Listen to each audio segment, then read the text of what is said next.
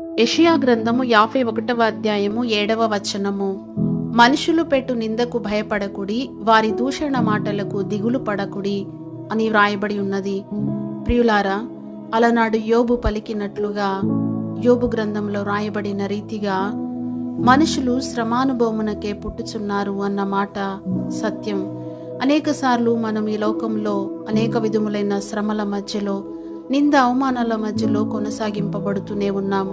అయినా కూడా వాటన్నిటిలో నుండి దేవుడు మనల్ని విడిపించుటకు శక్తిగల దేవుడైంటున్నారు. శ్రమలో నేను అతనికి తోడై ఉంటానని సెలవిచ్చిన మాట సత్యం.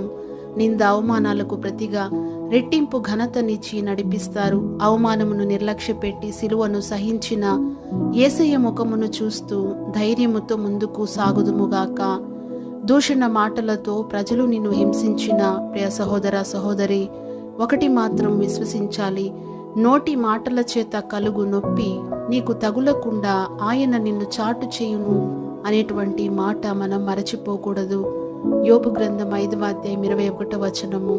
గనుక దిగులు పడవలసినది, ఆలోచించవలసినది యేసయ్య గురించి, ఆయన రాకడ గురించి, పరలోక రాజ్యము గురించి.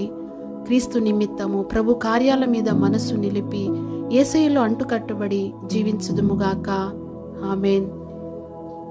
ప్రేమగల తండ్రి, పరిశుద్ధుడా, మీకు స్తోత్రం నైనా. ఎవరైతే నింద అవమానాలతో దూషణ మాటలతో నలిగిపోవచ్చు, అంతరంగములో వేదనతో కన్నీళ్లతో ఈ పాదాల చెంతకు వచ్చి ఉన్నారో వారందరికీ రెట్టింపు ఘనత, ఆశీర్వాదము, నెమ్మది, సుఖక్షేమములతో నింపి మీ రాజ్యానికి సిద్ధపరచమని యేసు నామమున అడుగుచున్నాము తండ్రి. ఆమేన్.